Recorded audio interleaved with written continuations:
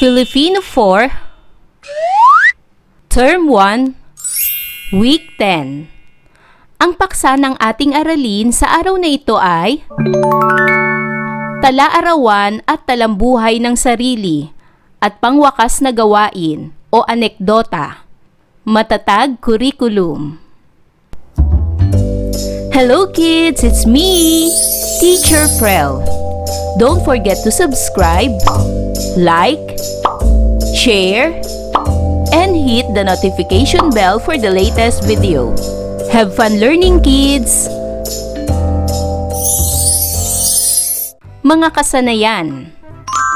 Letter A, nauunawaan ang tekstong naratibong pabula. Letter B, natutukoy ang tayutay o onomatopoeia sa pagbibigay kahulugan ng pahayag sa binasa o napakinggang teksto. Letter C, nagagamit ang angkop na diksyon o kaangkupan ng salita o retorika at estilo sa pagpapahayag ayon sa Letter A, layon o magsalaysay at maglahad. Letter B, kahulugan. Letter C, tagapakinig, tagapanood, mambabasa. Letter D, konteksto o salo-salo at kaarawan. At Letter E, tono at damdamin. Nagagamit ang angkop ng mga nakagawiang di-verbal na hudyat sa pagpapahayag, gaya ng kilos at galaw ng katawan, o kumpas, padyak, tayo at iba pa, at ekspresyon ng mukha.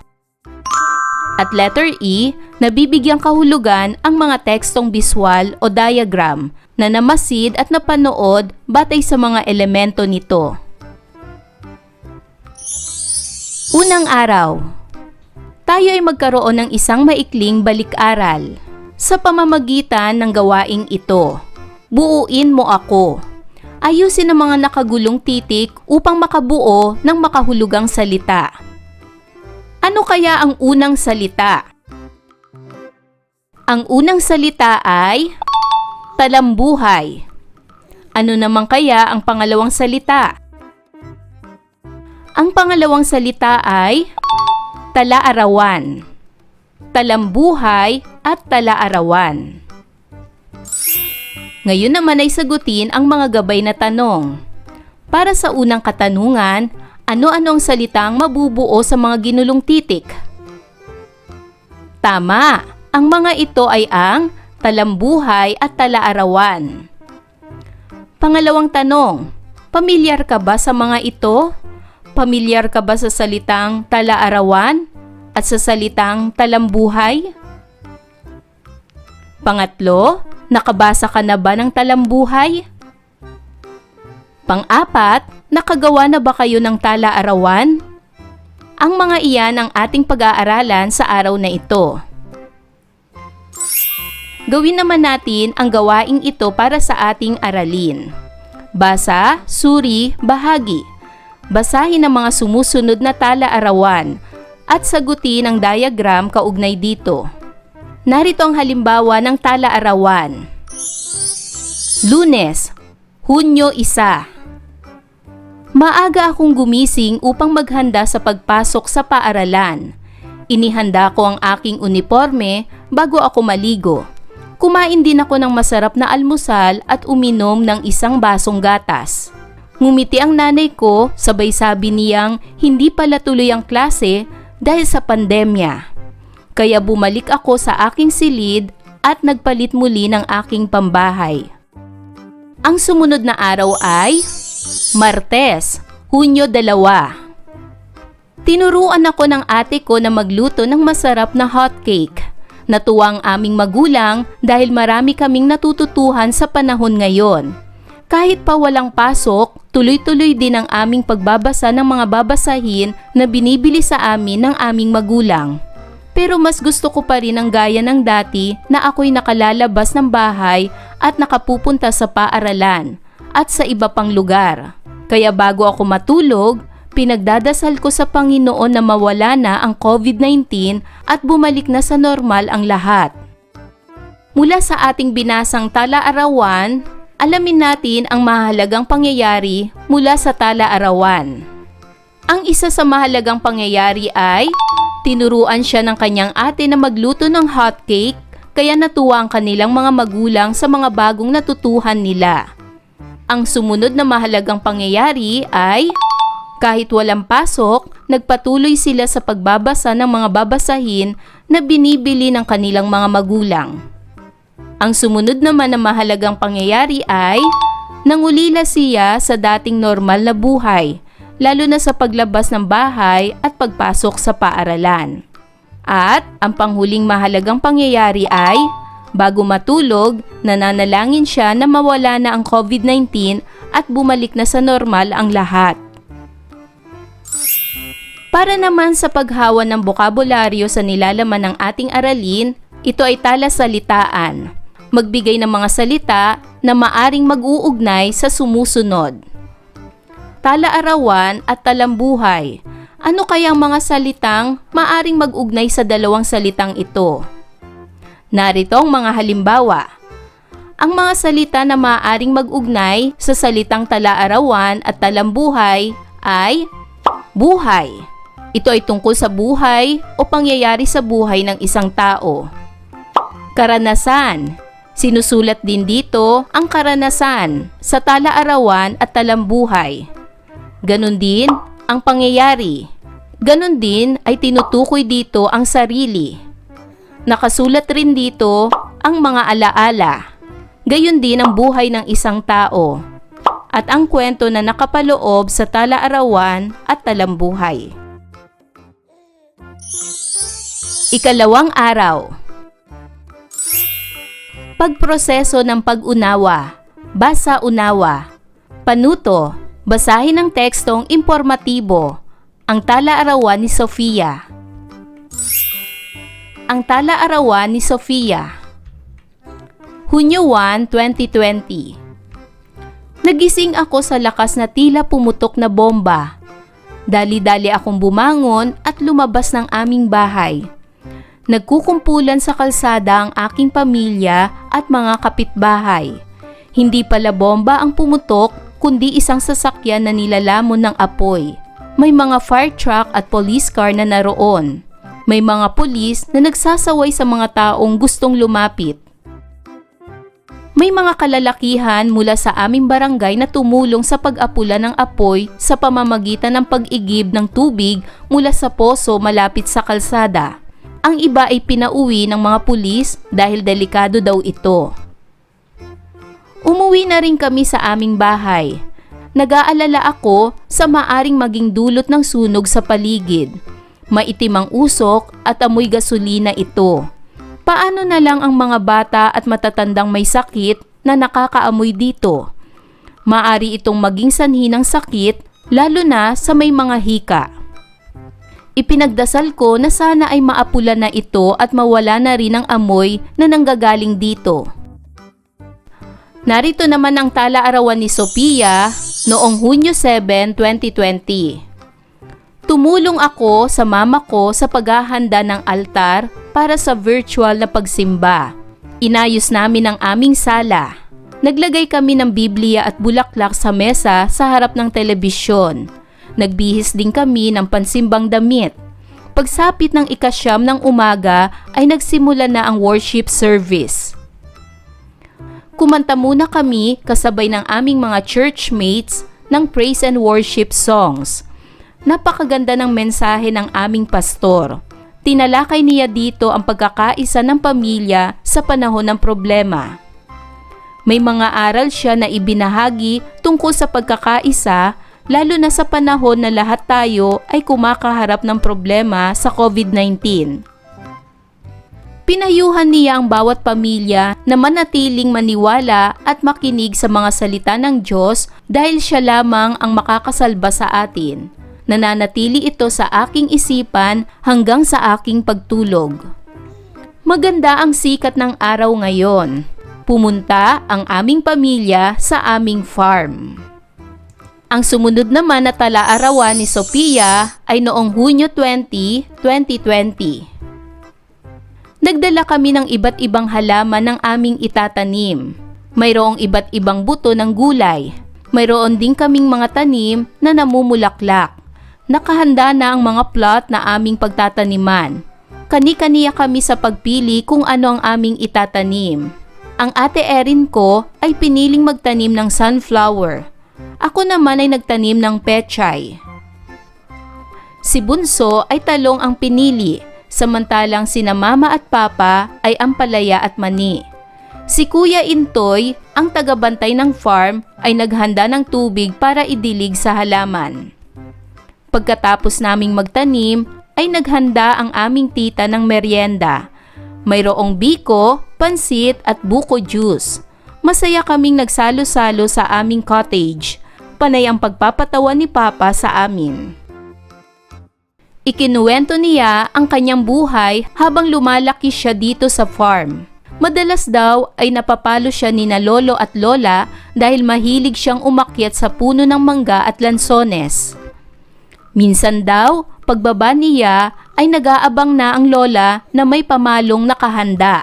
Tatalon daw siya kaagad at tatakbo ng mabilis para hindi mapalo. Nagkwento din si Papa na minsan daw ay may nakita siyang malaking sawa. Sumigaw daw siya at naalerto ang ahas. Sa halip na tumakbo ang Papa ay ang ahas daw ang lumayo, kaya laking pasalamat niya na hindi siya nakagat. Mula noon ay natakot na siyang maglakad ng mag-isa sa farm.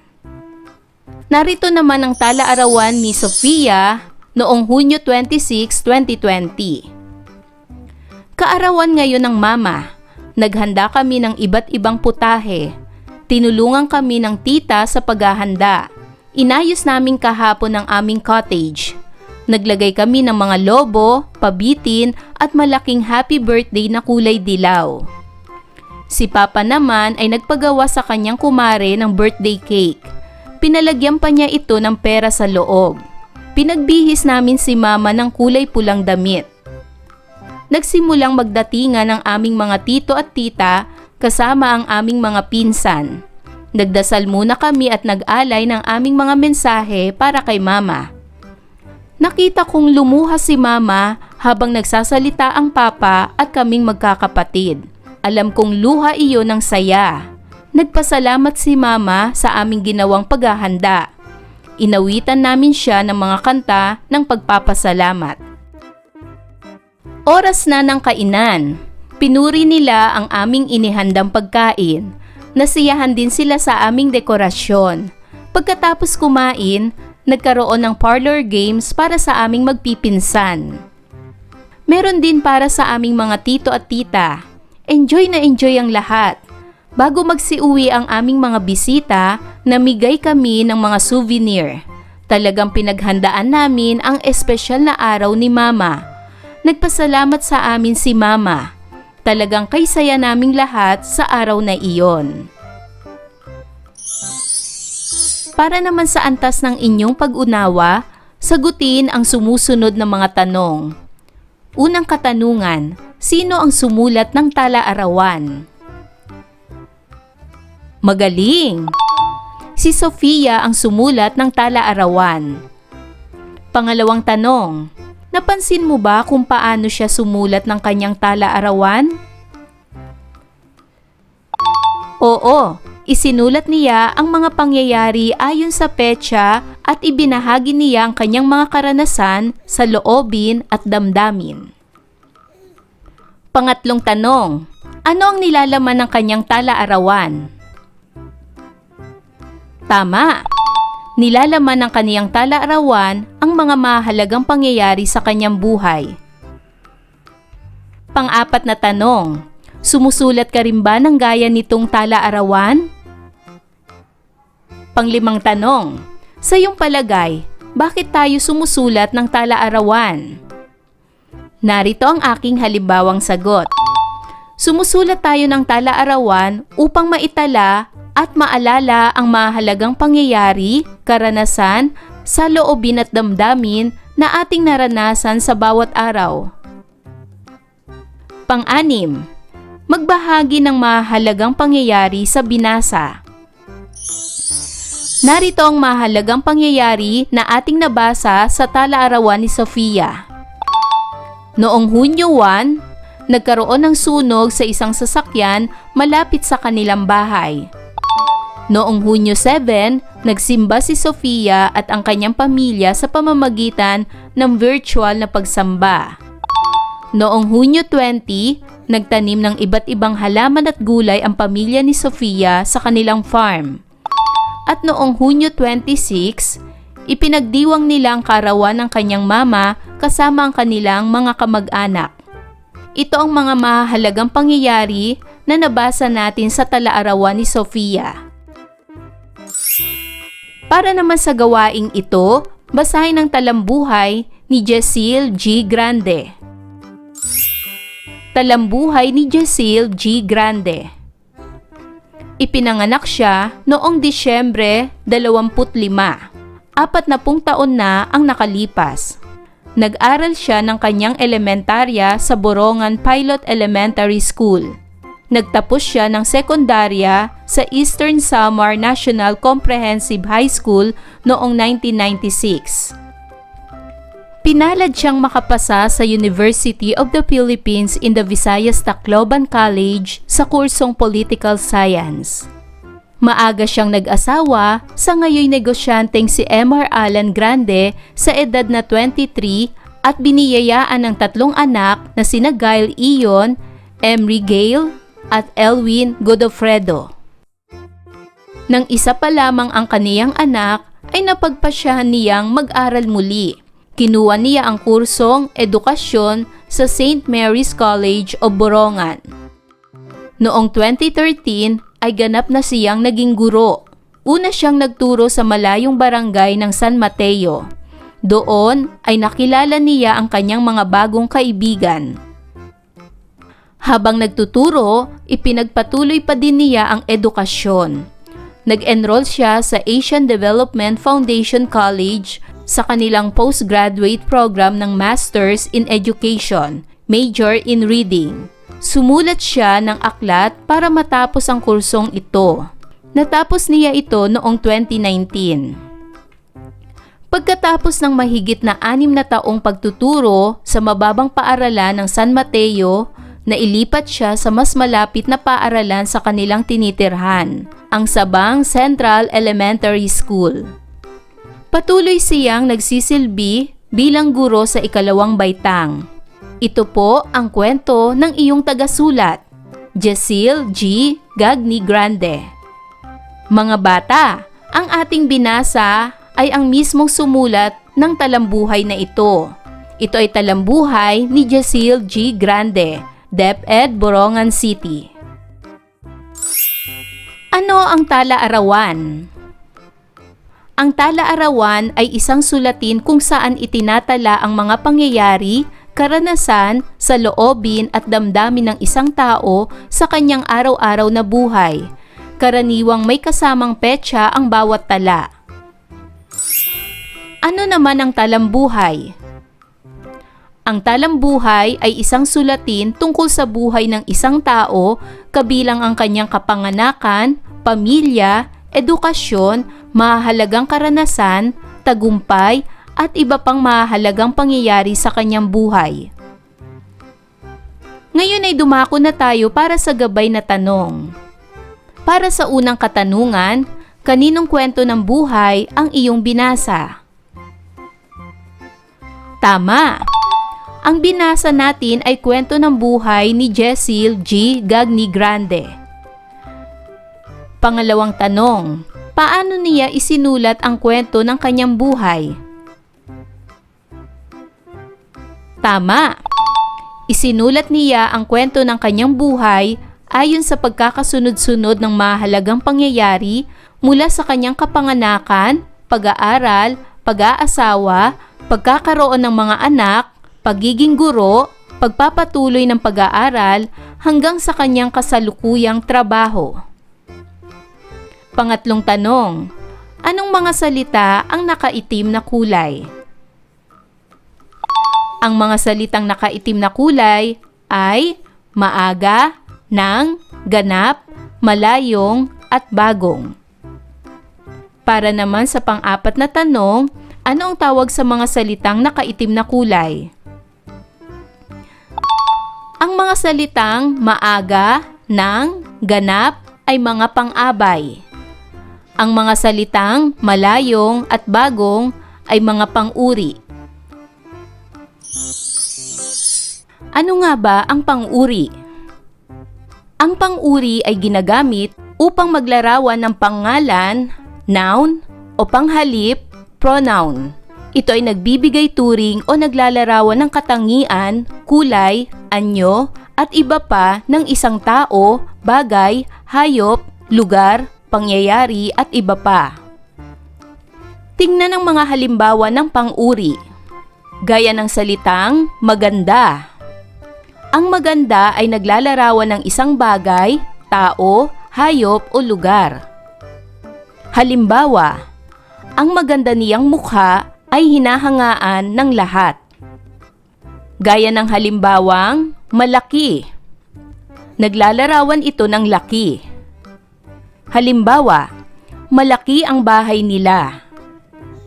Matapang. Naglalarawan ng katapangan. Halimbawa, si Lito ay isang matapang na sundalo. Ano naman ang pang-abay? Ang pang-abay naman ay naglalarawan ng pandiwa, verb, o pang-uri, adjective, o kapwa pang-abay. Ipinapakita nito ang paraan, lugar, oras, sanhi, at antas ng isang kilos o katangian. Narito naman ang mga halimbawang pangungusap. Mabait siyang sumagot sa kaniyang guro. Uuwi kami bukas. Siyempre ay tutulungan kita. Ngayon ay dumako tayo sa gawaing ito. Uriin. Salungguhitan sa pangungusap kung ang salitang ginamit ay pang-uri at ikahon naman kung ang salitang ginamit ay pang-abay. Unang pangungusap. Ang tumatakbong kabayong itim ay matulin. Ang salitang matulin ay pang-uri. Pangalawa, matulin tumakbo ang kabayong itim. Ang salitang matulin naman ay pang-abay. Pangatlo, masigla ang mga tao tuwing piyesta.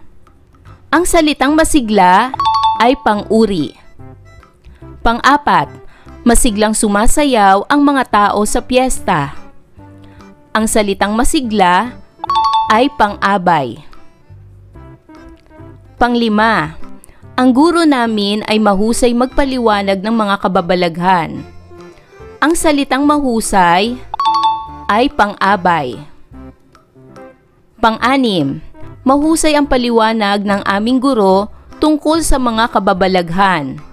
Ang salitang mahusay ay pang-uri. Pampito, magaling magsulat ng mga kwentong pambata si Flor. Ang salitang magaling ay pang-abay. Pangwalo, si Flor ay isang magaling na manunulat ng mga kwentong pambata. Ang salitang magaling ay pang-uri. Pangsyam, ang tatay ni Doris ay isang matiyagang manggagawa sa Saudi Arabia. Ang salitang matyaga ay pang-uri. Pangsampu, matyagang naghahanap buhay ang tatay ni Doris sa Saudi Arabia. Ang salitang matyaga ay pang-abay. Tandaan na ang pang-uri ay ginagamit upang maglarawan ng pangalan, noun, o panghalip, pronoun. At ang pang-abay naman ay naglalarawan ng pandiwa, verb, o pang-uri, adjective, o kapwa pang-abay. Ikatlong araw. Para sa pabaong pagkatuto, magkumpara, ibigay ang pagkakaiba at pagkakatulad ng tala-arawan, talambuhay at anekdota. Narito ang pagkakaiba ng tala-arawan, talambuhay at anekdota. Unahin natin ang tala-arawan. Ang tala-arawan ay talaan ng mga pangyayari, karanasan, damdamin at saloobin ng isang tao sa kanyang araw-araw na buhay. Karaniwang may petsa ang bawat tala. Ang talambuhay naman ay salaysay tungkol sa buhay ng isang tao. Inilalahad dito ang mahalagang pangyayari tulad ng kapanganakan, pamilya, pag-aaral, trabaho, karanasan at mga tagumpay. At ang anekdota naman ay isang maikling salaysay tungkol sa isang kawili-wili, nakatutuwa o makabuluhang pangyayari o karanasan ng isang tao. Maaari itong magbigay ng aral o pagpapahalaga. Alamin naman natin ang kanilang pagkakatulad. Ang tala-arawan, talambuhay at anekdota ay mga uri ng pagsasalaysay. Naglalahad ng mga pangyayari o karanasan. Maaring tumalakay sa buhay ng isang tao. Gumagamit ng mga tauhan, pangyayari at panahon. At maaaring magbahagi ng damdamin, kaisipan o aral. Para naman sa pagninilay sa pagkatuto, sulatin ko i-share sa iyo. Sumulat ng isang journal kaugnay sa iyong naging karanasan sa araling tinalakay. Ika-4 na araw. Para sa pagsusulit, ito ay pangwakas na gawain. Sumulat ng maikling pagsasalaysay ng nakawiwiling pangyayari na naglalarawan ng isang hindi malilimutang karanasan noong modular distance learning. Ang inyong isusulat ay isang uri ng anekdota. Ayan mga bata, naunawaan niyo ba ang ating aralin sa araw na ito? Kung ganon, magaling! Mga bata, sana'y marami kayo natutunan sa ating aralin. Hanggang sa susunod na video lesson, paalam! Thank you for watching!